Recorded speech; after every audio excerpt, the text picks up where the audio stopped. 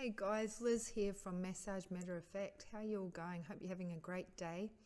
Just wanted to do a little video here on the hip, including some of the hamstrings, the glutes, the quadriceps, and that sneaky little hip flexor called the TFL, which a lot of us don't particularly enjoy getting massaged, but it's really important that we do, especially if we've been sitting a lot. I find cyclists often have quite a lot of issues with this area. It can get quite sensitive as it's overused, and it can just get a little bit tender and sore. Just making sure that when you're working on the hip and all these large muscle groups, that you want to really warm them up well. After warming up all those muscles, it's nice to get in a little deeper, and I like to use stacked fingers, stacked hands, sometimes holding onto my wrist using a soft fist.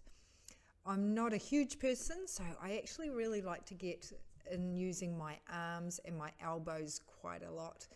Using the broad part of my forearm here, you can see that it's not going to be really bitey. Using your elbow, don't forget all around this area with the legs stretched out on the side like this can be quite sensitive. It's a great position, love side lying. You can get into a lot more sneaky areas in those muscles that are sort of hiding when they're lying on their tummy or on their back.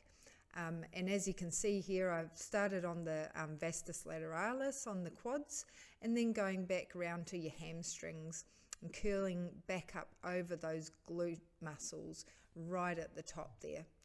Just a little note, guys, I do want to say before I massage every client, they go through an assessment process, and that's really important. You want to make sure that you haven't got any actual hip issues like a bursitis, and you're digging into those areas that could be a bit of a contraindication. In this next part, guys, I'm actually using a muscle energy technique.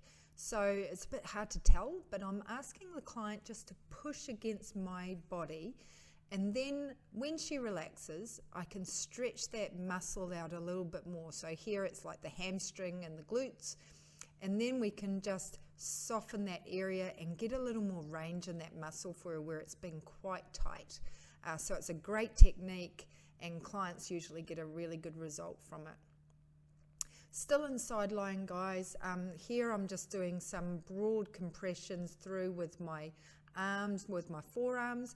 Now I know it looks like I'm going over that joint at the same pressure, but it's important to note that when you get to those joints and those areas that can be quite sensitive and got a lot of arteries and nerves going through them, that you actually ease off a little bit. So you're really just going over the surface of that area.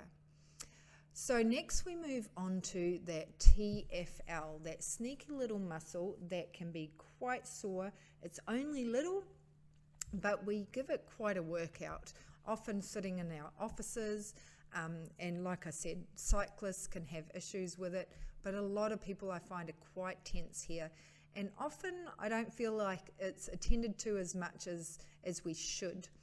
It's only small, but it does help in assisting movement and stabilization of the hip and the knee.